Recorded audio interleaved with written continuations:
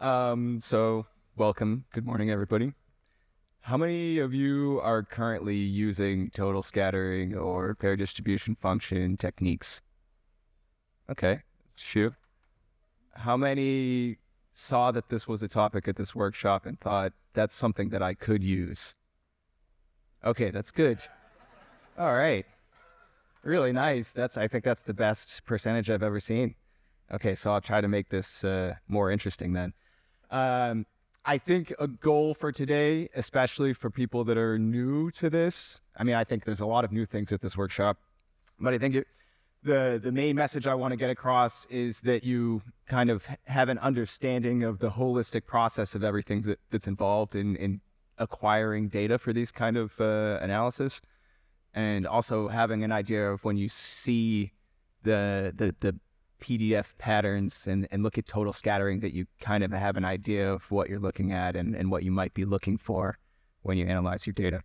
So as Bamf said, we're kind of now shifting gears from sharp peaks and well-defined phases to things where it gets a little bit tricky to think about how to extract some information about your samples. And so you can have all different kinds of diffuse scattering patterns, and there still is, I don't want to say a wealth of structural information, but there is useful structural information, and you can have everything in between these diffuse patterns and crystalline patterns. And you already saw that these sort of amorphous halos can still be unique for a given material and still be used as a fingerprint.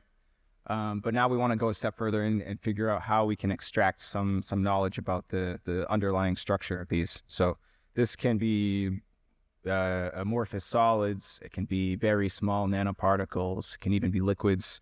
And then you can have all the in-between cases. So highly anisotropic materials with low dimensionality, 2D materials, nanowires, and things like that.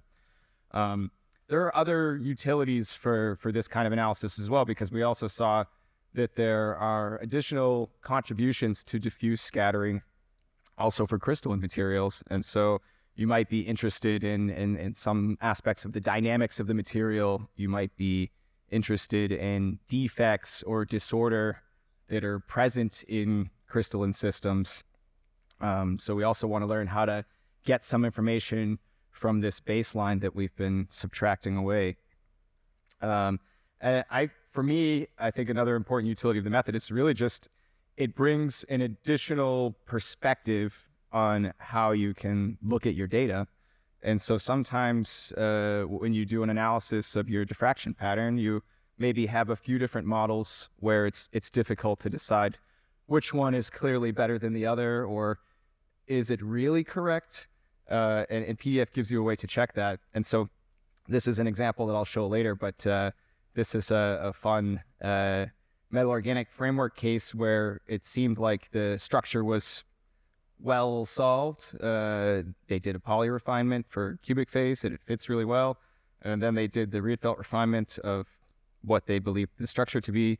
And in the SI, this is what the pattern looks like on the bottom here. So this is what they show.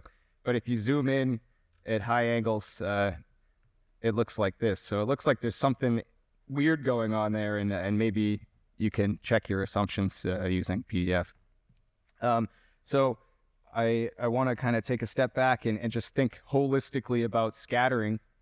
And we're going to mainly focus on elastic coherent scattering, because that's where the interesting structural information is coming from. But I will discuss other contributions, because you need to be aware that there are other things contributing to the total scattering, some things that you need to get rid of to be able to actually do this analysis. So if we start again, you saw on Monday with scattering amplitudes, it's a Fourier transform of your atomic density function. And what we measure in our experiment is the intensity, or the square of the modulus of the amplitude. And actually what this is you take the autocorrelation of your atomic density, and then you're taking the Fourier transform of that. And so the simple way to describe that is by point scatterers instead of a continuous density function. So we replace the atomic density functions with your form factors or your neutron scattering lengths, and a set of delta functions, essentially. So, I mean, most of what I'm going to talk about is focused on X-ray analysis. I think that's sort of the main focus of the workshop, but I think it's useful to know that you can do all of this stuff with neutrons as well, and that brings the power of different sensitivities. So depending on the system that you're working with, you might consider doing neutron measurements as well. So if we take a step forward from that, we get back to this lattice approximation. And I just want to highlight this because then we're going to go away from that. So you can use the convenience of the lattice to then describe everything just in a single unit cell formalism. And that's really convenient, and it makes the math easier.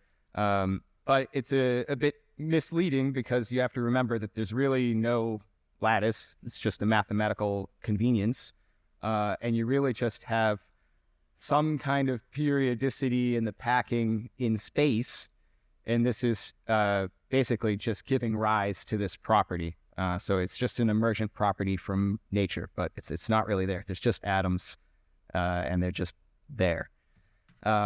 So we can take this exponential function, and now we want to get from this kind of three-dimensional concept to 1D because we're here for powder diffraction. And so what we can do is we can take a spherical average over this and actually get to the Debye equation in 1D here. So now you have this sinc function, which is Q times your distance between two different atoms divided by QR, the same. And then we have to separate out distinct and self-scattering. So you have cases where the two atoms in the pair are the same. This is your self-scattering or forward scattering. And then you have the distinct scattering when you have two atoms in the pair that are different. So this is the structural information that we care about because we're interested in the relative positions of atoms. Okay. And so in order to do this, of course, you have to have a powder, which, as we also saw the past couple of days, doesn't necessarily mean a powder, but really it means that we can make this approximation that there's an isotropic distribution of orientations in the material. So you could have a solid chunk of an amorphous material that also satisfies this. A liquid also satisfies this condition. So I want to give you like another conceptual visualization of this lattice concept and how we're sort of going to get away from that. So if I have a molecule and I can pack it periodically in space, and then based on that, I can draw a lattice to define my unit cell. Okay. So when we're talking about Rietveld refinement, we're only looking at information concentrated in the Bragg reflections. So all the other stuff is thrown away. And when we do that, and the concept is that we're averaging the structure over all of the unit cells in our scattering volume. So if I take the average of this over all the cells, then I would get 100% occupation of this motif. Okay. But if I introduce some disorder into the orientation of this, so now I have this missing piece at 25% probability, and now I average all of these together. Now I'm averaging out that missing chunk. So now I just see some kind of more diffuse occupied region with a lower occupation probability. Okay. And we can do the same thing. We can add 4 units to the unit cell. We have a nice crystal again. Now, if I disorder the orientation, but I also add positional disorder, now I can average this over all of my infinite unit cells again, and now I get even more disorder. So now I have the 2 different occupation probabilities multiplied and more diffuse density packing my space. Okay, so what happens if we just completely randomize these? So now there's no relationship in the relative positions of these to the original lattice that we drew. Okay, so the lattice concept doesn't make any sense anymore. There's no periodicity in my system, so I can't use this convenience function. Okay, so now we're getting rid of that. Now our density is just spread out in this area that we have. Okay, we can't distinguish any distinct pattern from that. And so what we want to do, and what we're going to do with the PDF, is we're going to look at this in a different way. We're going to forget the lattice concept, and we're just going to look at the interferences locally, which tell you something about the local structure, okay? And so this is independent of the periodic nature or absence of periodicity in the system. I can do this with any material. And now we can still find that locally there's some particular relationship in the way that these molecules are binding together. Okay, so that's essentially what we're trying to accomplish. We're not focusing anymore on just the information in the Bragg reflections. We're looking at all of the information in the pattern. Now, if we go to real space, then a convenient way to think of this is just I'm summing up all of my atom pair distances in the material. And I sit on each atom, sum up all of the pairs distances into a histogram, and then I sit on the next atom and I do the same, and I do that for every atom in the system. So from a histogram perspective, I can use delta functions to just add a unit of intensity every time I hit a pair, okay? So if I have benzene, for instance, then I get some, I think the multiplicities are times 2 here, but it would be, 6 carbon-hydrogen pairs, 6 carbon-carbon pairs, and so on. Okay, now, because we're using a particular scattering probe to look at the system, the way that the probe interacts with the atoms also gives a weighting to how important these units of intensity are, depending on which elements contribute to them. Okay, so in this case, we add this weighting function, which is, in the case of X-rays, from an approximation point of view, the amount of electrons sitting on one atom, the amount of electrons on the other atom, divided by the average squared, okay? And finally, we can think about any given type of pair might have a distribution of distances that exists in, and there's also some thermal motion in the system, so we can broaden these contributions out into Gaussian peaks, for instance, okay? So if you look at cyclohexane, for instance, you can see that the carbon-carbon peaks, which are the blue ones, the first distance increases a little bit. The second and third distances also increase a little bit because the bond lengths are getting longer. And if I go to butane, now I have a completely different third distance because now I'm looking at the carbons that are much further away along this chain. Okay. If we look at condensed matter systems, so now I have continuous density, not just discrete molecules. Now I can keep looking at how these correlations continue to build up in space. And so what happens is if you're looking at the number of pairs in a spherical shell as you travel away from your origin, the density of the atoms on this spherical slice scales with r squared, because that's the differential of the spherical slice. Okay, so this is scaling as 4 pi r squared times the average atomic density of the material, and you see that you have the distinct structure from the correlations fluctuating around that average density.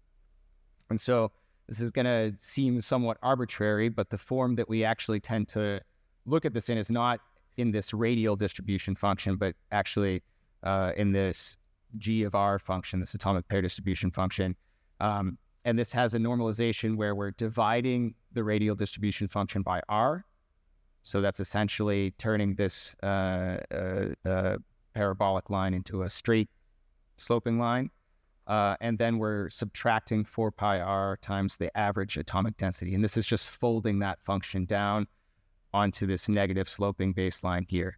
So now you see the average density is fluctuating around 0. So some people often ask if the PDF is a probability function or a histogram, why does it have negative values? So that's why. It's just because we're folding it down onto a different baseline. So if we go back to scattering, we go back to our Debye equation, we can actually see that this radial distribution function is directly in here, right? We have our delta functions and our weights, and we can normalize this and rearrange it and get this total scattering cross-section, or sometimes called total scattering structure function. And this is directly related to the radial distribution function by just a Fourier transform of the radial distribution function divided by R. Okay?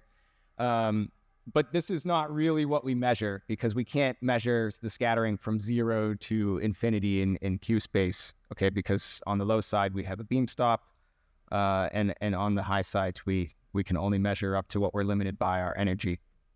So we don't measure the small angle scattering, and so what we have to do is actually subtract this away from that result, okay? And so this is where we get this negative sloping baseline in the data that we actually observe from the measurements, okay? There's additionally a shape function here, so this is relevant for small nanoparticles, and that's basically defining the shape of the particular particle or scattering domain. So for large crystals, that value is just 1, it doesn't contribute, and then you just really get a straight sloping line. But for very small nanoparticles, this has a function that gives it an additional shape to the baseline and pulls it back up to 0, which I'll show in a second. So again, if we rearrange all of this, now we have the equation that we showed that we derived from the radial distribution function, which is this one. And this is related to this reduced total scattering function by a sine Fourier transform. So this is what we want to get from the measurement, is this FQ function. And so if we look at f of q and the corresponding Fourier transform for a nanoparticle, for instance, what we have is something like this.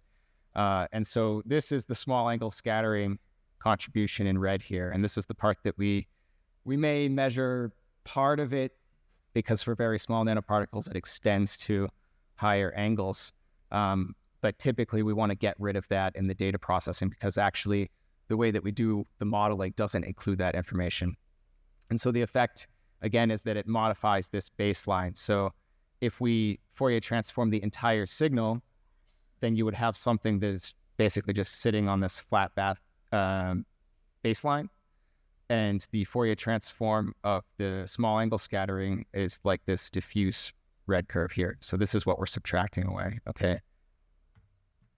So it's good to just have a good feeling for the properties of Fourier transforms, because this kind of helps you get an idea of when you see certain types of features in reciprocal space, what should they look like in real space. So if I have a sharp Bragg reflection in reciprocal space and I take a sine Fourier transform of that, then I get a sine wave that continues out to very, very high distances, okay? If I have a disordered material, I don't get a Bragg reflection anymore. So now I get this sort of more wave-like diffuse scattering in reciprocal space. And if I Fourier transform that, the broadening in reciprocal space leads to damping in real space. So now I get a similar sine wave, but the extension in distance is very low, okay? So that's representing the spatial coherence. So that's typically what we call the domain size. And if we look at real data, we have the exact same thing. So this is an organic crystal. This is lactose. And what we can do is actually make an amorphous form of that. And so what you see is that the diffuse scattering information at high Q actually looks very similar in both of these curves. It's because the underlying units of the system are the same molecules. They have the same structure locally, but the packing is different. So in one, I have ordered packing, so I have periodicity, and my signal in real space extends to very high distances. In the amorphous material, I don't have any sharp peaks. There's no crystalline diffraction. And so I only primarily see the signal of the molecule and some very weak correlations that have to do with nearest neighbor packing. Okay, so what are some of the benefits in real space versus reciprocal space analysis? So in reciprocal space, you have your diffraction patterns and you have the information weighted in the Bragg peaks, which is fantastic for determining the average structure of the material using this lattice concept. Okay, you have information is clustered in Bragg reflections, which are dependent on certain directions in the crystal. So you have information clustered along certain directions.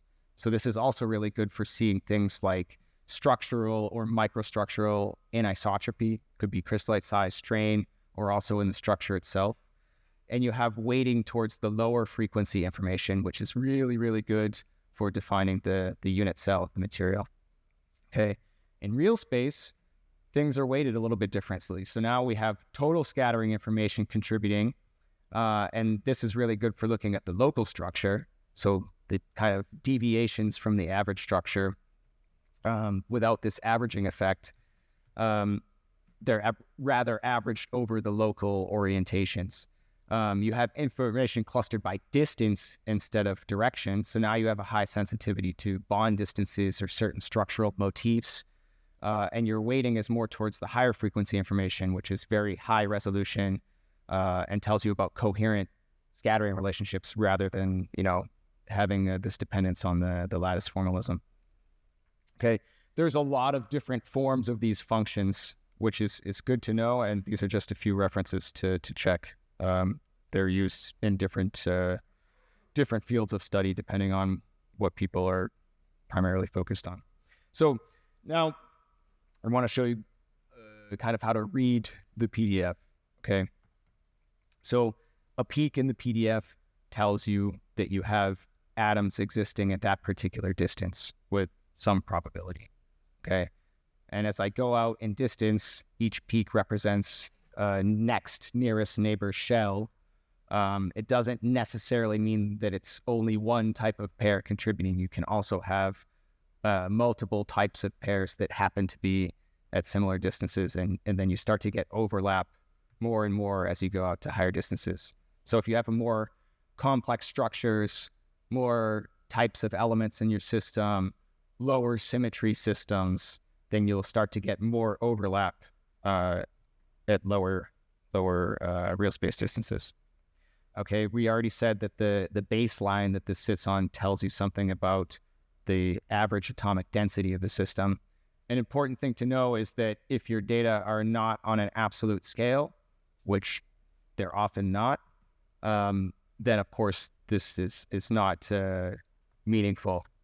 Okay, so only in the context of actually fitting a model and that model representing the correct atomic density would that then be meaningful again. Okay, the width of the peak tells you about static and thermal displacements. So what's the distribution of distances that pair exists in around its equilibrium? You can also have correlated motion. So if I have two atoms very close to each other, if one moves, it tends to push the other one away. But if it moves away, it tends to pull it with it, right? Because they're kind of attracted to each other. So if these atoms are moving together, that means that the distance distribution is going to sharpen up and we get correlated motion. So for short distances, the effect of dynamics in the material or phonons is that you get sharpening of the low distance peaks, okay? And in principle, you could also have anti-correlated motion, and then you would get a broader peak. The area under the curve tells you about the coordination number, so the number of pairs in that particular coordination shell. So you can look at local coordinations for different environments. If you have nanomaterials, then your signal gets damped because the crystallite size is getting smaller, so the probability that you have atoms existing at high distances gets lower and lower, right? Because now at some point you're hitting the surface of your domain and there's no more coherent relationship beyond that. So now if I'm sitting on an atom, I don't see anything else beyond that distance. So the peaks damp as we go to higher distances. So the shape of that damping tells you about the shape of the domain, and also the baseline can tell you about the shape of the domain. And the point at which I don't see any signal anymore, this is the apparent crystallite size, let's say. So if you have very large crystals, then you might have a case where the crystallite size is bigger than what you can see from the damping that comes from the instrumental resolution. So then you're limited by the resolution there. But for very small particles, this is very easily resolved from the resolution. And then you can determine the domain size from a spherically averaged point of view directly from the data, even without fitting a model. So what can we do with this? Well, we can look at bond distances. So this is very clear. This is silicon versus glass. And so you can see clearly that for glass, you have the first nearest neighbor, silicon oxygen, existing at 1.6 angstroms. And in silicon, you have the nearest neighbor silicon distance at about 2.4 angstroms. So this is already an easy way when looking at the local structure, you might be able to learn something about the chemistry. Now, I say that with great caution because there's lots of different chemistries that have the same bond distance. So if you look at like lots of metal oxides are all 2 angstroms, you can't determine chemistry from this. So you shouldn't necessarily be relying on that. But in some cases, it does give a very clear fingerprint for certain types of coordination motifs or certain types of molecules. Yeah. What had the effect of iron oxide? Did I see the difference? You probably have overlap of the pairs, but it really depends on the particular structure. So you might be able to see it if it's highly anisotropic and you have very different coordination environments for them, but probably not. The other thing is that you also have to have data that are collected to a very, very high Qmax. So typically with X-rays, and I'll show you in a little bit, like you're kind of in the range of 20 to 30. With neutrons, you can sometimes go up to 50 or 60. So you get much, much higher real space resolution. So maybe in that case could be possible. But yeah, probably unlikely to resolve it distinctly. So, I mean, beyond just like particular bond distances, this is really good for looking at and verifying molecular motifs in materials. And so this is related to the first example that I showed with this metal organic framework. And so in this case, there was a study that found that there are these zirconium-8 oxo clusters. So they have 8 zirconium atoms in the secondary building unit, which is quite revolutionary and atypical because typically you form zirconium-6 clusters. And this was from single crystal structure solution as well. And so if you looked at the distances in the zirconium-8 cluster, actually you found that they're much, much smaller than any observed zirconium pairs in metal organic frameworks and also inorganic materials. So this was kind of a skeptical looking conclusion.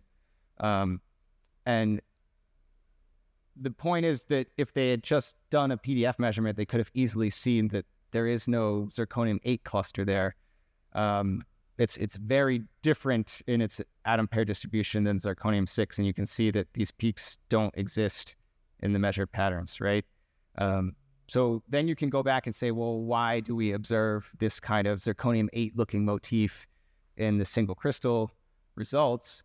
And actually, if you look at it a bit deeper, you see that there are these sort of highly anisotropic disks at the corners of the cube of the cluster.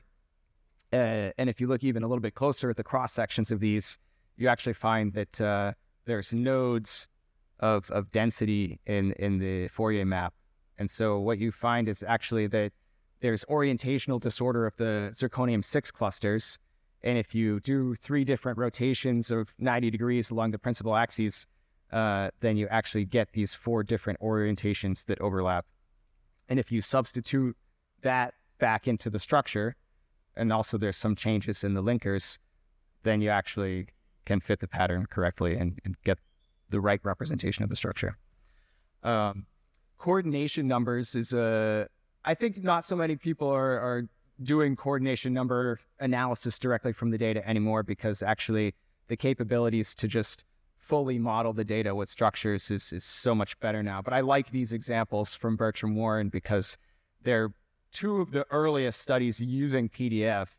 And in one case, he actually proved the, kind of graphitic nature of carbon black by looking at the coordination numbers of the first 2 shells.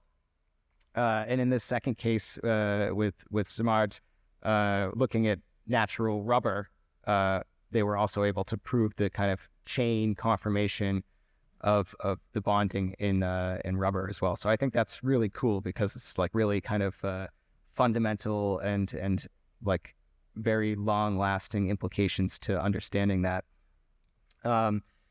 If you want to do this, basically the way that it works is you need to figure out what part of your peak is coming from the pair of interest, and then you can actually integrate the area of the peak in the radial distribution function. So if you're working with G of R, which is this modified function, the one that we actually get directly from processing the measured data, you need to turn that back into the radial distribution function. Okay, so you can back calculate that, but the important thing to see here is you really need to know what the atomic density of the material is, otherwise your scaling will be wrong. So that's really important. The other thing is that this is fairly easy if the two elements in your pair, but actually if your system is just mono-elemental, then this weighting function cancels out and you don't have to worry about that. But if you have different elements in the system, then actually this is quite important to reweight the amount of electrons, the intensity weighting on that particular contribution relative to the whole system. Okay, so this causes some complication and it makes things a bit trickier. The other thing is where this is particularly more interesting is with amorphous materials and liquids, and then you typically have coordination shells that are much broader, and so you can't really distinctly define the boundaries of that peak because you'll have some overlap of the first shell with the next shell. So then the decomposition of those contributions becomes a bit tricky, and there are different ways to try to do that, but it's also something where it's not really like a clear way to solve that. So again, you can go back to looking at building a molecular dynamics simulation of your system, trying to match the correct density, and then actually looking at what the average coordination number is from that. So I would say always better to refine a full model when possible rather than doing this. In the best cases, the typical errors are in the range of about 5%, although they can be a bit less. But you need absolute scaling. You really need to know the composition of your system. You need to know the density accurately. In some cases, more for crystalline materials, you can rescale the data based on fitting a model. But if you can do that, then you're better off getting your coordination numbers from the model. So we can look at small box modeling of the PDF data basically as like a real space Rietveld refinement. So you can do the same thing of taking a crystal structure, simulating the PDF from that by counting up all of the atom pairs, and then applying different kinds of parameters to modify the model. But typically you want to try to limit the number of parameters as much as possible. It's really great to think about comparing different competing models. So we also get into this area where the interpretation of RW values can be even more arbitrary. I think it's generally quite arbitrary, actually. So you should always just look at your fit. But you can sometimes get RW values that seem really bad in PDF and actually still quite a good result. And additionally, as always, use as much chemical and structural knowledge that you have, complementary data, and your intuition to help constrain the problem. So we tend to not have so many issues with the effects of the instrumental resolution function for most PDF analysis because the effect of the instrumental resolution only starts to become very significant when you go to higher distances in the PDF. So if you're only focused on the very local structure, it's only slight modifications, but we do account for it. So there are effects of the instrumental like constant broadening, but also Q-dependent broadening. Qmax is very important to account for because as it limits the real space resolution of your data, it means that it broadens the structural peaks. And typically you want to avoid any kind of peak asymmetry. So if you have a system where you have significant axial divergence in your measurement, that's not good. It's going to cause a shift in the peaks as you go to higher distances. But you can fit similar parameters as with Rietveld refinement, lattice parameters, atomic positions, displacement parameters, domain size, strain.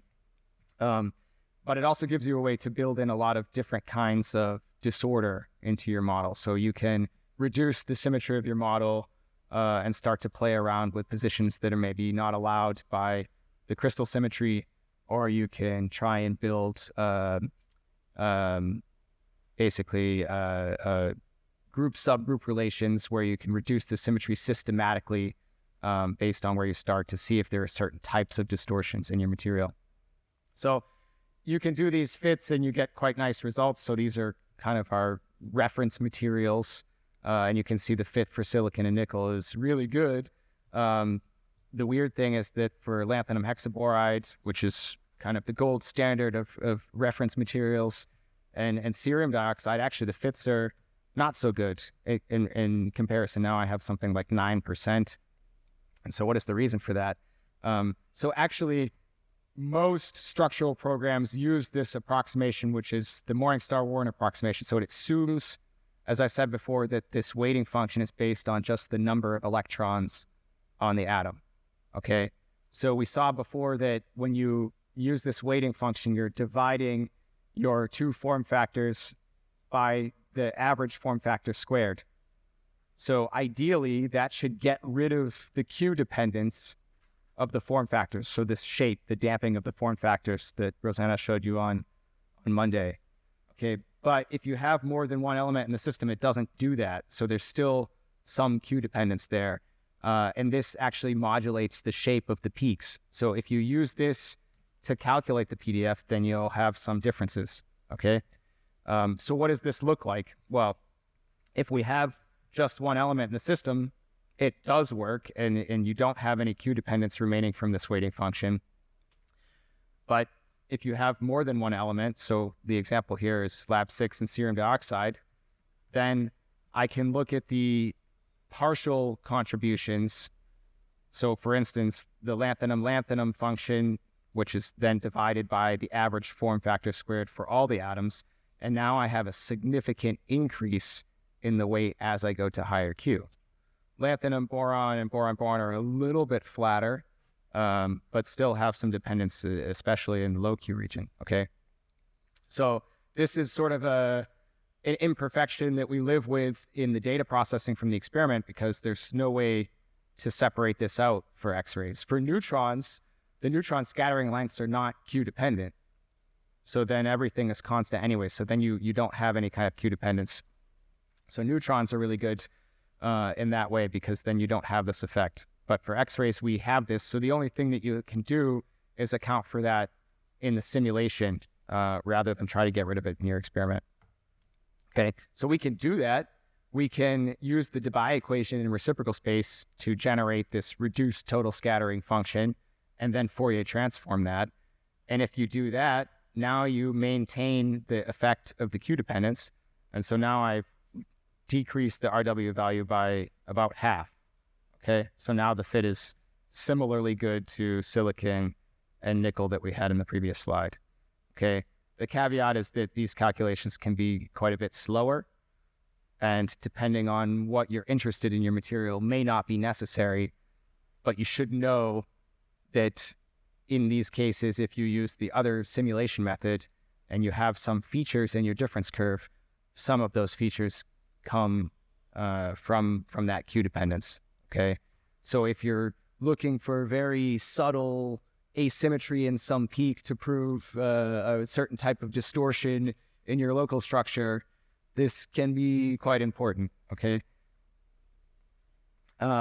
Another benefit of the PDF is that you have quite a bit more flexibility in how you can build models to look at certain aspects of the data. So PDF is really great because you can also use discrete models, since you don't have to have this assumption of periodicity anymore. So I can simulate directly the PDF from this discrete cluster using like an XYZ model, or I can also build periodic models with this. And in that case, if I only assess this model up to distances within that cluster, I won't sample any distances existing in atoms between different clusters. So I can still use a model like this to simulate a discrete cluster, because I have this separation of information by distance in the PDF. So I can take advantage of that. Whereas If you Fourier transform it, then all of my frequencies are overlapping, okay?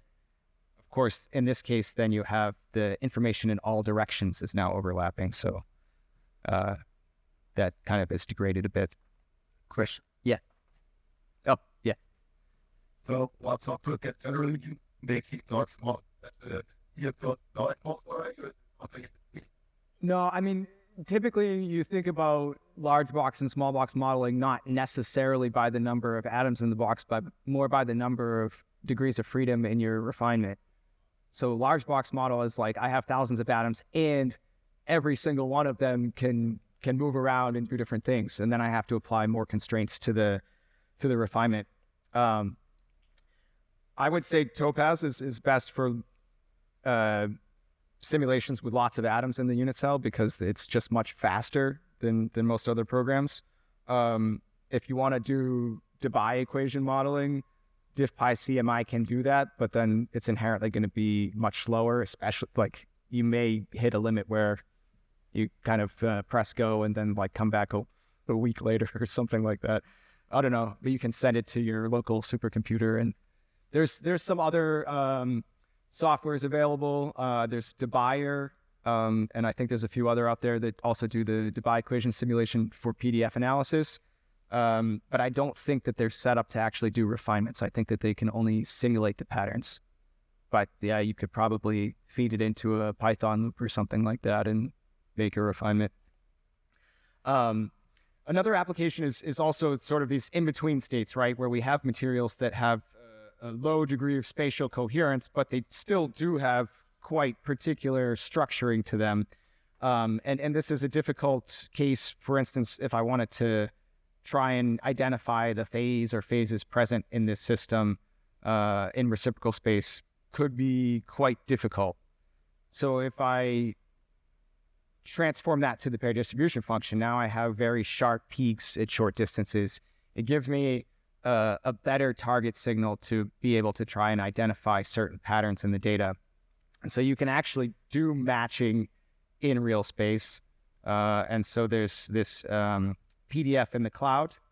And when I was doing my PhD, I was like downloading hundreds of structures from the ICD and stuff and just sort of manually comparing all of them.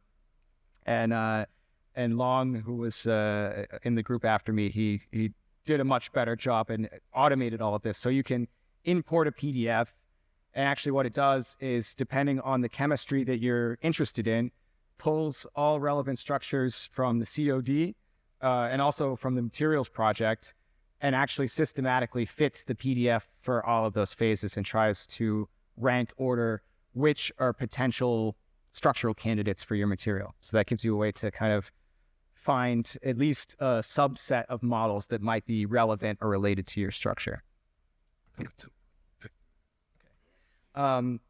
There are some cases of structure solution from the PDF, but I would say it's really not the sort of target application. So for molecular materials, if you have really rigid molecules, meaning that you have very sharp interatomic distances for all of the pairs for the whole molecule, you have a lot of information to work with, and it can be possible to reconstruct. So this is an example of that for C60. Doesn't really work for a lot of other cases with condensed matter systems. Actually, for organic molecules, this is a bit more promising, and there's a lot of work from the Martin Schmidt's group in Frankfurt, where they're actually looking at different kinds of pigment materials where they're quite disordered and only have spatial coherence in the 5 to 10 nanometer range. And actually, because then you know what the molecule is in that case, so you're really only trying to refine the packing of the molecules relative to each other, you can actually play around with that a bit, and they do have some success in a few cases. But as I said before, it's also really just good to benchmark the structures that you develop from a typical structure solution in reciprocal space to validate, do you really have the right structural units? Is there any type of disorder present in the system? And you can even co-refine data, so you can use the local structure, the bond distances in the PDF, to constrain the fit in reciprocal space if you have rigid bodies, for instance. So So if you have a molecular material and you solve the structure and you really have a good quality structure, you should also get a very good fit to the PDF as well. So if you don't, it may mean that you're missing something, okay?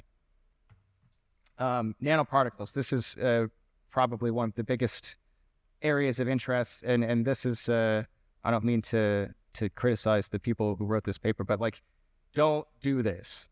If you have such small nanoparticles that you get diffraction patterns that look like that, forget about doing Rietveld refinement. It doesn't make any sense. It's not well defined. The assumption of crystallinity doesn't make any sense anymore. Don't do that. Okay, this is where the PDF is really good.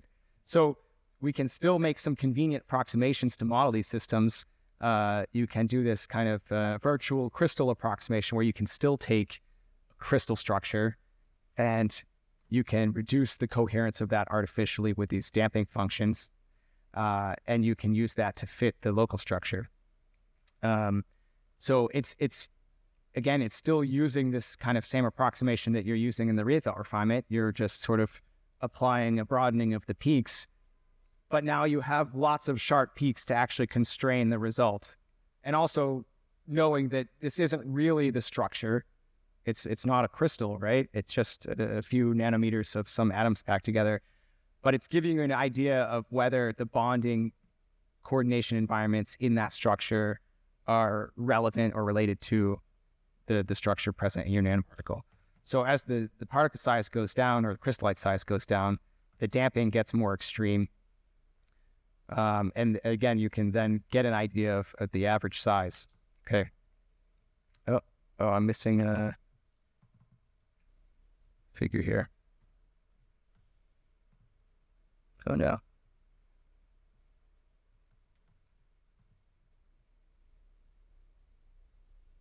Okay, well, I think it's not so important. It's just showing basically that there's also an additional damping coming from the instrumental resolution function, okay? So if you want to estimate crystallite sizes from the PDF, it's really, really important, just like with reciprocal space analysis, to analyze a reference standard where you have, known or approximately infinite coherence to get this instrumental damping effect, okay? Because if you don't characterize that, you won't get the right values from doing these fits. And I think, you'll see some about this from Paolo as well. But there's different shapes of damping functions that represent different morphologies. So some things that can be most convenient are spherical or spheroidal shapes. And then you can also do log normal distributions, okay? And I would kind of say limit yourself to that. There are other shape functions out there for really crazy anisotropic morphologies. The problem is if you have a really anisotropic particle, so think about like a wire like that, the probability of atom pair distances traveling along the long axis continues in its extension in real space, right? In the other dimension, the atom pairs are going to die out much more quickly. So this means that the distinct atom pair distribution is not separable from the shape of the particle. But that's the approximation that we're doing here, because we're just multiplying our simulated PDF for an infinite material by this damping function. So if you have anisotropic particles, forget about using these kind of really exotic shapes. Then you should really be looking at discrete particle models that actually fully model the morphology of the particle as well. Okay, so there's some nice work on this, looking at metal nanoparticles and understanding the effects of kind of icosahedral and dodecahedral morphologies in noble metal nanoparticles. And there's quite a bit of work now also on sort of magic size clusters and quantum dots that are looking at actually discrete particle structures.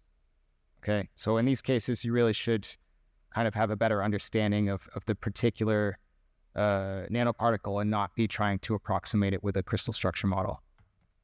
Okay, there's lots of other things that you can look at where you use this concept of localized domains. and it really depends on the nature of the material. So you could have cases where you have localized dimerization. You can have sort of chemical short-range ordering where locally certain things tend to diffuse and cluster together. You can have strain or magnetic fields. And these things can cause deviations in the local structure. So the structure in this domain may be different than what you see on average because it averages out orientationally over your scattering volume. So some things that we sometimes do are look at like local symmetry breaking in materials, which could be static or dynamic in nature. These hybrid perovskite materials are quite soft. So even at room temperature, they're very dynamic. So you have all these tilts and twists active. And so locally, on average, like over the time of the measurement and the volume of your sample, they actually tend not to be perfectly cubic. They actually tend to be, on average, existing in some tilted state.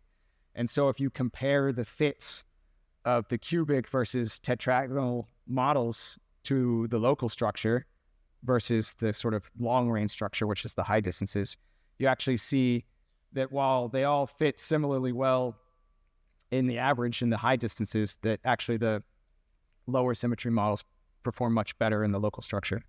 Okay, and so you can do what are called boxcar fits, where you actually fit your PDF as a function of distance systematically with your structure and see over what distance ranges does this structure model actually give a good representation of the structure on that length scale.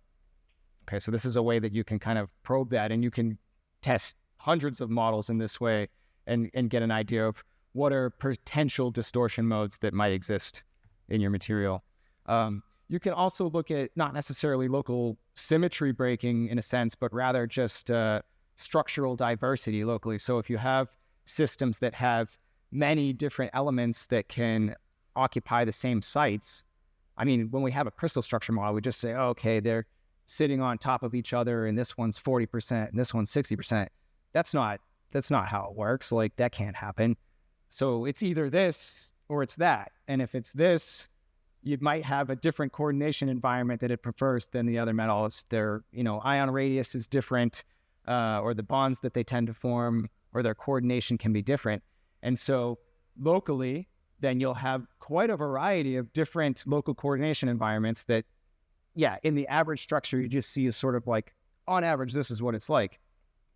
But you can actually map the sort of dissimilarity of the local structure versus your average structure. So you can see how bad does the fit get as I go to shorter distances where I don't have this idea of very distinct sites well-defined anymore. So this is actually like a pretty neat example with a heterogeneous catalyst, where actually in the case where you have high chemical diversity, it allows the structure to relax so that you get really smooth surfaces. But in the bulk of the material, you have lots of different localized environments. Whereas when you have less metals, actually it's more rigid in the bulk, but then you get a kind of more irregular surface because it's not as flexible and it can't relax so much. 2D materials and stacking faults are another very interesting area. And this is an area where I want to kind of tell you that this is actually generally better to stay in reciprocal space because you have the sensitivity to the directional information, and particularly the modifications of low frequency intensities. Okay, so if I have a high density of stacking faults, I might get partial extinction of certain reflections, which tend to be the HKLs, or modification of the shape of the HK0 intensities. Okay, and I don't really see that directly in the PDF because now all the information overlaps. So in the PDF, if I have the right mixture of stacking faults in my model, the fit will get better, but you see it's kind of very difficult to distinctly see like what's the difference in this stacking mode versus the one that has faults. Like there's not particular features necessarily that are clear to me. So what PDF can be good for is actually mixing different stacking modes, different stacking vectors over short ranges, and you can estimate the stacking fault probability. But actually looking at like patterns of stacking faults or memory effects, this is very difficult. Yep. For turbostratic and 2D materials, then the utility of the PDF gets to be a bit better because now these materials also get to be sort of ambiguous to analyze in reciprocal space. Okay, so if I have complete turbostratic disorder and I just look at the interlayer distribution, I don't have discrete atom pair distances that exist coherently anymore. So it's just like each layer sees the other layers as sort of like the average density, right? So I just get these kind of jagged sawtooth patterns that represent the interlayer spacing and sort of the thickness of the layers.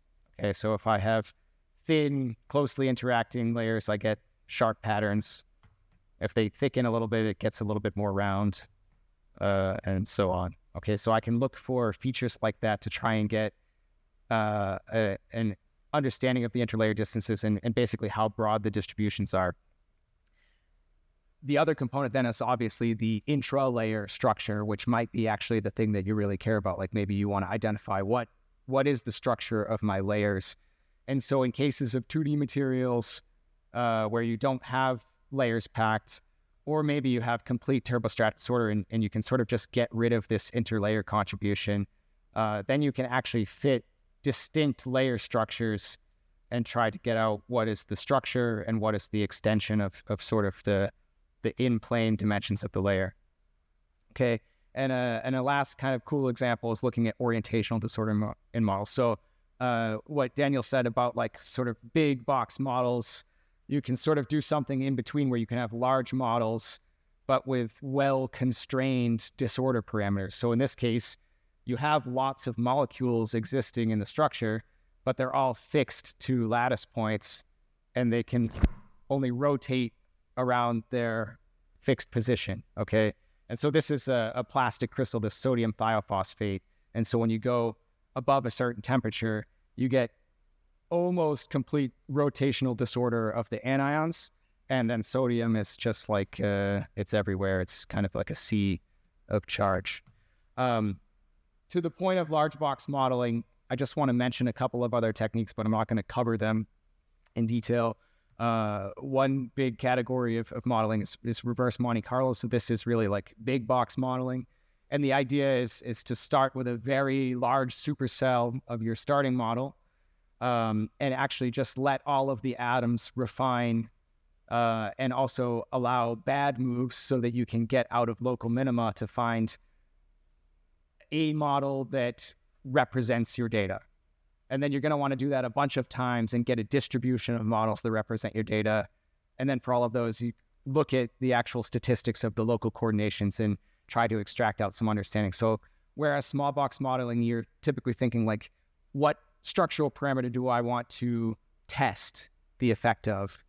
This is sort of like do the refinement and think about the result afterwards. So this is like more analysis after the fact.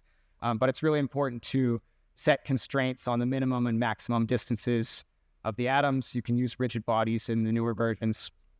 You can also set other restraints like bond valence sums and interatomic potentials. And typically you have to try and include as many different data sets into your refinement as possible to help constrain the system, because it's like a highly under-constrained refinement. Like you can get lots and lots of different models that will give the same agreement. Okay, but it gives you a way to get a model that is potentially representative of your material. And there's another technique that's similar, that's this energy potential structure refinement, and it's very similar to that, but in this case, you're actually just refining bond potentials. And then once you get a set of potentials, you sort of run a simulation, see how that structure agrees or disagrees with your data set, and then you update the potentials and you keep iterating that until you get a structure that gives reasonable agreement. And then you also get out force potentials that you can simulate the system with. Okay, so these are software packages for doing modeling. These are kind of the more typical small box modeling packages. in particular, I'm going to talk about PDF GUI and Topaz.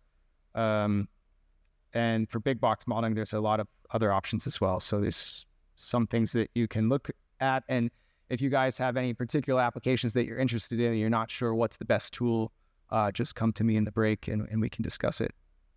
Okay? And yeah, that's it.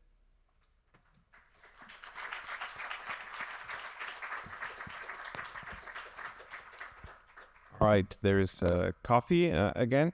And this time Rosanna reminds me that you all need to register at Momentum Transfer and get your certificate outside for your participation. You can have it now, you can have it break, take it in lunch or take it in the second coffee break, but don't forget it. And then we see each other in half an hour.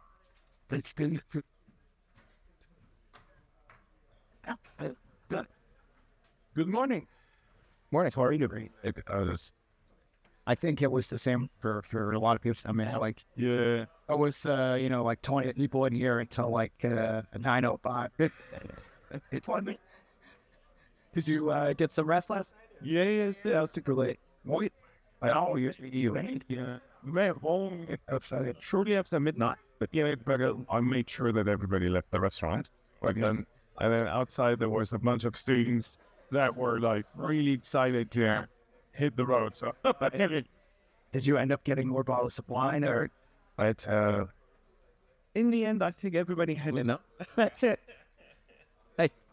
But yeah, there is going to be a conversation of the prisoner in community. So Yeah, you especially forgot to add the question. what kind of questions? Does anybody have questions? So on the flight about reading the PDF, what are you referring to? Now, I don't know. I can make you If you look at it, really. Yeah. It was one of the first slides, so it is yeah. But quite far away from here. I can change up on these ones or even earlier. The one before this one. This one? Yeah, this one. I was about to ask about what does it correspond to the center of the radio distribution function, like this zero here. You on this picture, it looks like it is this atom here, but Yeah. So I mean, what it is you're actually every atom is the origin, and you're doing this assessment of the the bond distances extending radially from that atom for every atom in the system, all averaged together. Yeah. I get it. So you can imagine, like, I sit on an atom, and then I look in the spherical space around me, and when I get to another atom, Yeah, the magnitude of the vector between those two atoms gives me the distance. yeah, And then I sum up the number of distances in each one of those coordination shells. yeah. Yeah, it's, it's kind of, it's confusing to look at two, kind of in flat space, because really, like, it's a three-dimensional concept, but then all spherically integrated together. And now I'm going to continue to say a lot of things, so... but now I want to, kind of work towards being a little bit more practical here, because now I actually want to show you a lot of the things that we have to think about in doing the experiments and the corrections that you have to make, and tell you about some software packages that you can use to actually get the PDF from your powder diffraction data. And I will show an example or two of, like, actually working with PDF GetX3, which is one of the softwares to do that, and the assumptions that it relies on. So, well, I'll say that when I get to that point. So, obtaining the PDF. So, okay, total scattering measurement. Why do we say total scattering measurement? I mean, actually, it is still a powder diffraction measurement. It's actually the same thing. It's just there are certain quality markers that we want to try to think about when we measure total scattering, to make sure that those data are suitable for doing a PDF analysis.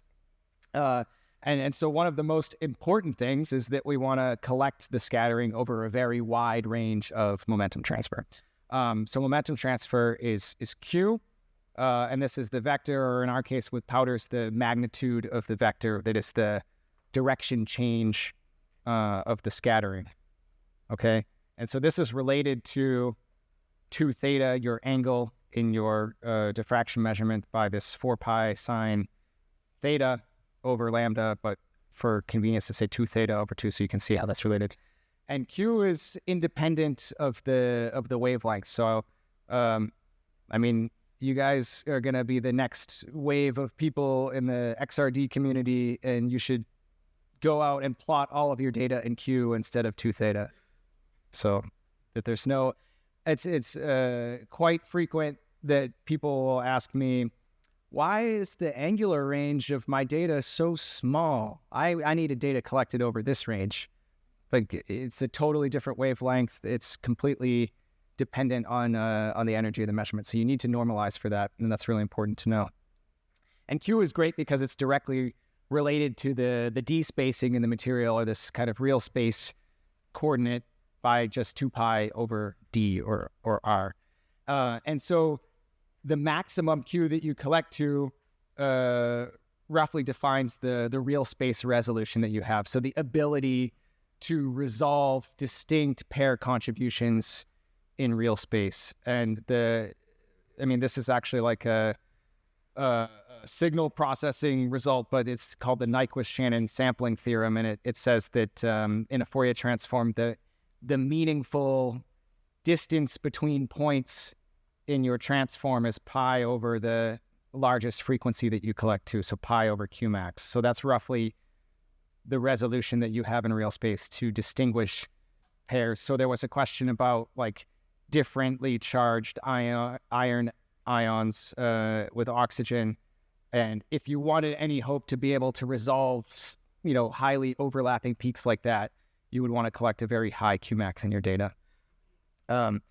Additionally, you really need to collect your diffraction pattern with very high signal to noise. So, sometimes with diffraction pattern measurements, people have some kind of rules of thumb, like the largest peak should be, at least 10,000 counts or something like that. Maybe that can be okay in some cases, but actually in this case, because we're also equally concerned with the diffuse scattering, you have to make sure that you're collecting essentially the baseline of your measurement with as good of statistics as you expect for your Bragg reflections, because that's really what's actually dictating the quality of your measurement. And you don't really see that in the diffraction pattern because, okay, let's say we measure an amorphous material over a really wide Q range. When you do this, you really actually start to see the fall off of the scattering as the X-ray atomic form factors. And so when you look in the high Q region, it looks like there's just no information there. So you might ask, why would I spend so much time collecting data in that region? There's nothing interesting there. And it's actually not true. There's a whole wealth of structural information there, but the magnitude of the signal is super, super small. And so, that's partly where this weighting function comes in, is you actually need to divide out this form factor squared, the Q dependence of the data, and that amplifies that signal substantially. Of course, then you have to think about what is the composition of your material and how strongly do those atoms scatter X-rays at those high Q values. So when you have really heavy elements, they scatter very well, and the relative proportion of the coherent structural information there is still pretty good. But if you're working with really low Z elements, like organics or water, for instance, then they scatter very weakly there. So you have to collect the pattern much longer for low Z materials in the high Q region to get sufficient quality data. And there's some other practical things to think about, which is just like the thickness of your sample, the flux of the source that you're using, whether you pack the samples densely into your sample holder. And so you can see here there's a few different iterations of sample preparation that were done, different capillaries, different levels of compaction, synchrotron versus lab data. And you can see that the signal to noise, especially above 14 inverse angstroms or so, gets substantially better with thicker samples, more compacted material, and also a thicker sample distance. Okay, so this is really important because, if the noise starts to dominate in this high resolution region, it's going to introduce a lot of additional high frequency artifacts to your PDF that sort of mask the structural information.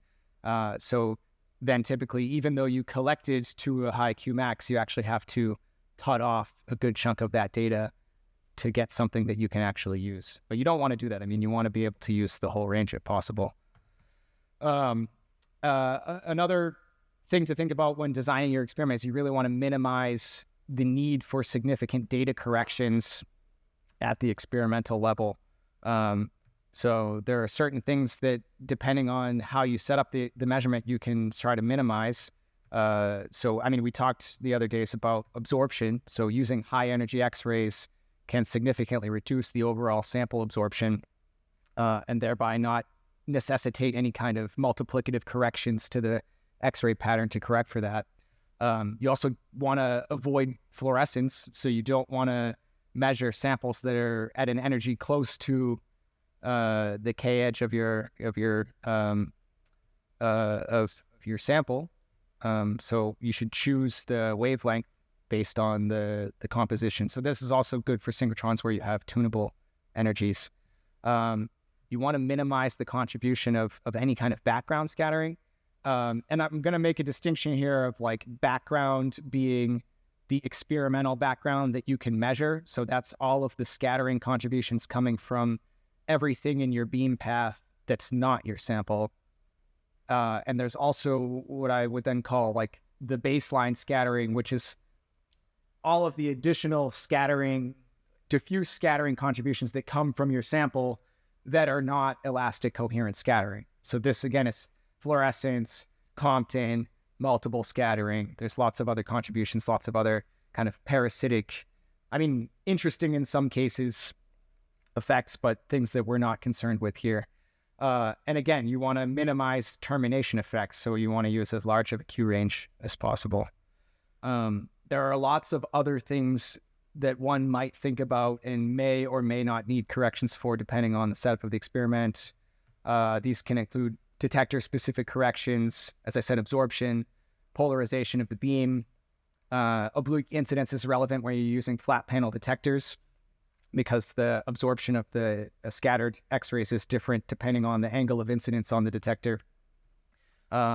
Zero error or any kind of other angular offsets. Parallax is also an effect that you get with flat panel detectors. So these are all errors in the position of your intensities. And so you need to correct those before you do any kind of further data processing. Whereas, if you do a Rietveld refinement, you might just include the zero error correction directly into your refinement. But you can't do that, at least with current software programs for PDF. In principle, I guess you could do it. Subtracting the backgrounds, maybe multiple backgrounds, depending on the sample. And then, as I said, the other scattering contributions, so Compton, fluorescence, multiple scattering. I'm not going to talk about all of these in detail because there's entire books on each of these topics. But if anybody's interested in more details, I can give you references. So another decision to make is where do you do your measurement?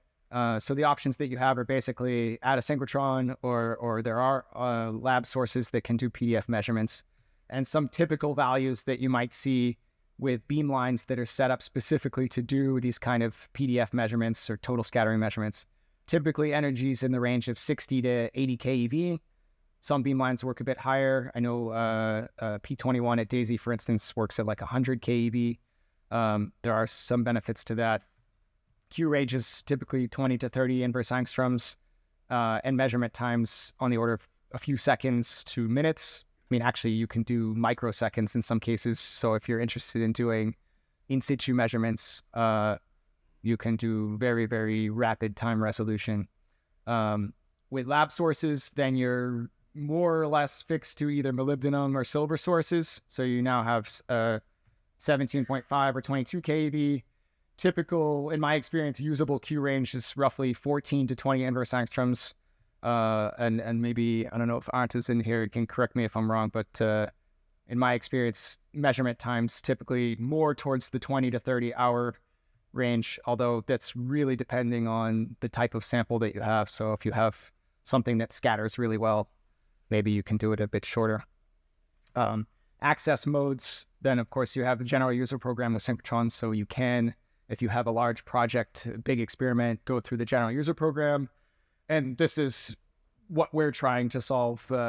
This is my goal, that we have momentum transfer basically serving all ex situ measurements and making it super easy to get quick access to beamlines for simple measurements. And the benefit of the lab source, obviously, you can do it at home, but yeah, it's difficult to measure a lot of samples, and the quality is it's good for checking, but it's not the best for very quantitative analysis in most cases.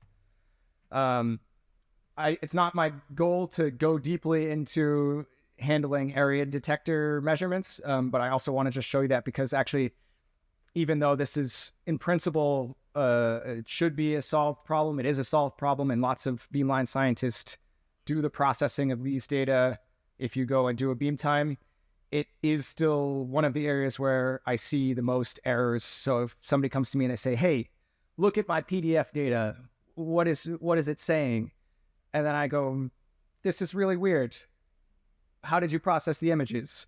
And there can be all kinds of issues there. So I think this is something that's really important to know what's going on there, and something to check.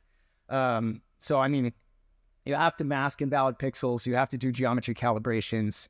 You have to often do submodule calibrations, because actually there can be like even misalignments of the submodules of pixels. There's geometric intensity corrections. There's detector dead time. There's dark current in the detector. So if you use charged couple device cameras, so like Perkin-Elmer detectors, there's a dark current when you don't have any X-rays on the detector, and you have to subtract that away. With the dextrous detectors, you don't have that, but actually you have a very significant bright field deviation between different modules, so you also have to correct for that. So there's a lot of additional measurements that go into determining some of these things, and it's good to have somebody that really knows the particular detector that you're working with. So, I mean, masking invalid pixels is a somewhat easier thing to do, but as you can see, it's still a lot of little components here, because you have different levels of modules on the detector, and you also have edge effects when you measure this geometry. So there's some cone masking that has to happen that's a little non-arbitrary. You calibrate the geometry using reference standards, so you can do this with packages like PyPhi. You also can have misalignment of the modules, so you do additional corrections to actually calibrate the individual modules and correct for this kind of misalignment of your unwrapped Debye shear rings here. So you can see once we correct for that, it's much straighter. You have to measure bright field correction that normalizes for the response of the pixels in the detector against the intensity that they record. And then with all of your other corrections, you basically do an azimuthal integration of the calibrated images and apply all these intensity corrections to get your final pattern. Okay, so this is what we want to get to and work with, but it's a whole separate effort to get to that point as well. So I just want you to be aware of that, and that is something that is worth double checking if somebody else does the data analysis for you. Okay, so some software that you can use to do this are PyPhi, Dawn, which comes from Diamond Light Source, and there's a few graphical user interface programs, Dioptest, Bubble, and Fit2D.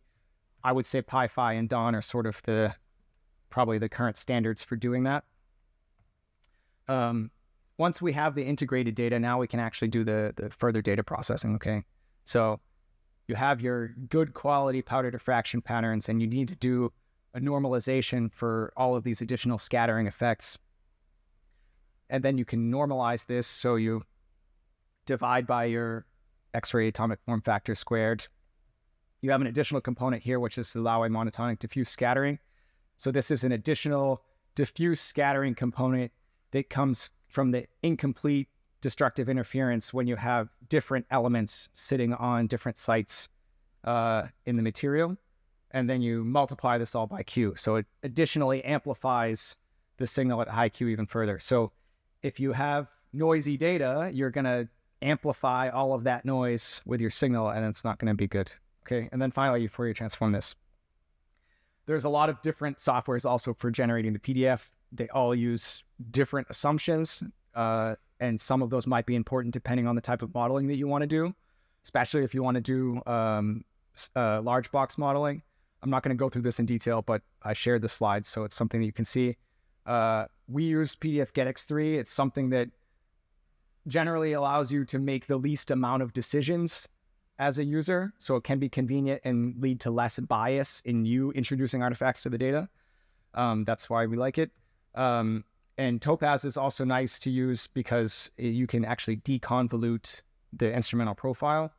There's an example of that. I'm not going to go through it in detail, and it's typically not really necessary for synchrotron data. So better not to modify your data if you don't have to. Background subtraction is really important because obviously if you have a lot of background scattering, then that's going to also contribute significantly to the apparent local structure in your material. So it would look like a second phase, basically. So it's really important to accurately subtract that away. So we always measure the experimental background, which is the empty sample holder in air, and subtract that. And you generally want to measure your background with better statistics than your sample so that when you subtract it, you're not adding noise to the final result. It is also possible to do like a real proper calibration based on the counts. So some beamlines have the capability to do this if they have an ion chamber or a photodiode before the sample and also a photodiode on the beam stop. Then you can measure values proportional to the flux of X-rays coming before and after the sample. So you can measure the absorption or the transmission in the sample. And then what you can do is define a coefficient, a scaling coefficient, which is 1 divided by the average incident flux, sample transmission, and the acquisition time of your measurement. And then the ratio of these can give you a scale factor for your background. Okay. I mean, this also depends on the accuracy of the photodiodes of the ion chamber, which can also be dependent on the energy. So you might want to be aware of that as well. So we talked about incoherent and inelastic scattering. So two big contributions here are Compton and sometimes fluorescence. So Compton scattering is basically just broadly varying incoherent inelastic scattering contribution that has this kind of smooth shape here. And if you have fluorescence, then you also can have like a flat or slightly sloping fluorescence baseline that adds to that. So the important thing is if you have a significant amount of Compton scattering or fluorescence, there's also noise associated with the Compton and fluorescence scattering. And that adds to the noise that's the uncertainties in the measurement of the elastic coherent scattering as well. So if these effects are large, it contributes significantly to the uncertainty in the high Q region. Now you can see up here that Compton and fluorescence are separated in energy. So with some detectors, you can actually set energy filters and discriminate it away. This can be quite useful for Compton scattering in some cases. In other cases, it's actually not so easy to really fully get rid of it. So this is generally what the PDF processing software will kind of handle for you, is fitting that and removing it. Now, the important thing here again is like the ratio of elastic scattering versus inelastic scattering as you go to higher Q values. And you see that the crossover point, so when the Compton and fluorescence gets, or actually mainly the Compton gets larger than your elastic scattering, is dependent on the form factor of the elements in your sample. So for low Z, it's very low actually. And for carbon, for instance, at a Qmax of 30, your elastic coherent signal is actually only like a couple of % of the total signal that you measure. So that's why it's much more difficult to get good statistics for low Z materials. So typically in practice, you end up having to reduce the Qmax a little bit.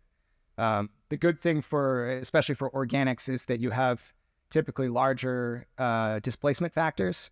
And that means that your coherent information is damping out earlier in Q space. So as long as that damps out, like there's more disorder in your system before you hit your Qmax, then you're not losing any information. So you can often get away with lower Qmax values without any loss. The program that I'm going to show you, which is PDF-GetX3, uses an ad hoc correction to adjust for basically all of these aberrations to the signal. So it treats all of the effects on the scattering that are not from the coherent elastic scattering as either additive or multiplicative aberrations. So multiplicative would be like absorption and basically like the corrections of the form factors.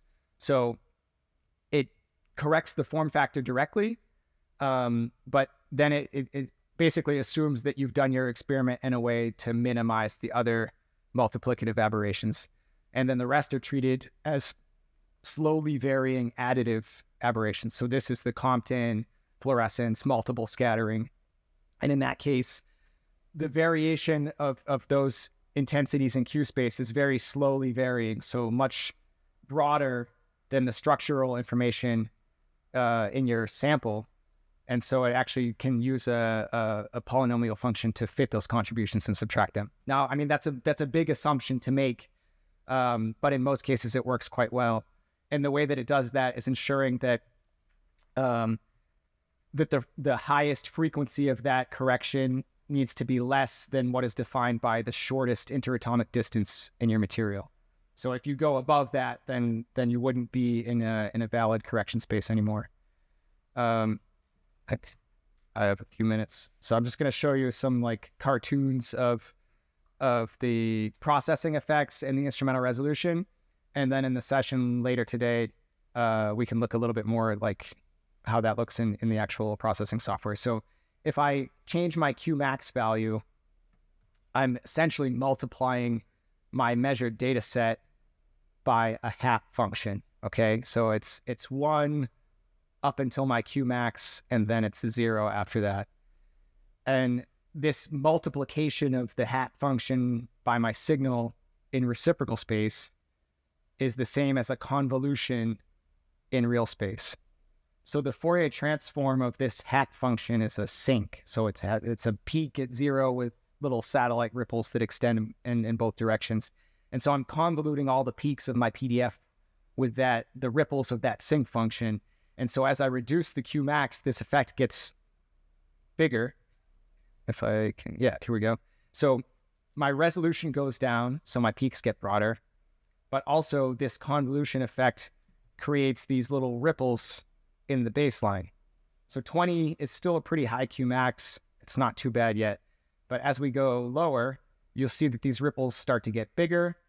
They start to actually obscure the structural peaks and even modulate the positions and the shapes a little bit.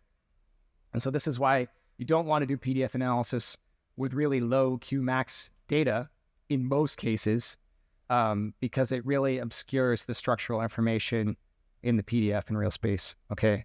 And if we go down to regions that we would access with copper K alpha radiation, for instance, it just starts to look like a sine wave. There's another correction that you can apply, which I think of as a bit of a convenience function for kind of cross-checking your results, which are the use of modification functions. And so a modification function is basically just something that is multiplied by your total scattering function. And the way to think about it is it's really just a bandpass filter, okay? So this hat function is also a bandpass filter. It says that I only accept frequencies up to my Qmax. But because you have this very sharp discontinuity, if there's intensity in your signal at that discontinuity, it will amplify these termination effects in real space. So we can minimize that effect by, instead of a distinct cutoff, we can have a smoothly varying cutoff. And so you can use different kinds of smoothly varying functions where the primary aim is to damp your experimental signal to 0 at Qmax. And in effect, it's basically acting like an artificial Debye-Waller factor. So it's artificially increasing the displacement factors of your atoms. So it's broadening the peaks out in real space, but because it gets rid of any intensity from your signal at Qmax, you minimize the truncation effect. So now if I compare the results in either case, you see that the peaks got a bit broader for the modified data set, but now these termination ripples in the baseline are almost completely gone. So this can be useful for trying to validate which little features in my signal are systematic artifacts from the data processing and which are actual real structural features. So this is especially important if you're looking for, kind of local distortions of your structure to be sure that what you're trying to model is something real and not just an artifact from the data processing. Okay. There's other effects that come from the instrumental broadening. So we have basically like the constant broadening of the instrumental resolution function. And this has the same effect as what we saw for nanoparticles, whereas the peaks in reciprocal space get broader, it damps out my function more and more. And so again, just like if you want to assess the crystallite sizes from Rietveld refinement, you have to assess the instrumental resolution function from a reference standard and then basically get rid of that contribution. You have to do the same thing here. Okay, so if you want to measure the domain sizes from a modeling perspective, you need to know how much is coming from your resolution function. Okay, you can also have Q-dependent instrumental broadening, and in this case, it's behaving a bit more like strain rather than like crystallite size. And the effect here is that if my peaks in reciprocal space get broader at higher Q values, it actually has a pretty commensurate effect in real space. So it actually broadens the peaks going to higher distances. Okay, and if this gets very severe, then it starts to look like a really strained material. So if that's something that you're interested in looking at, then it's also important to make sure that you correct for that as well. Okay, and here's some papers that are kind of specifically focused on different effects of the instrumental resolution function on the PDF in real space. As I mentioned, especially for lab instruments, then Topaz can be more interesting because you can deconvolute the asymmetry of the peaks.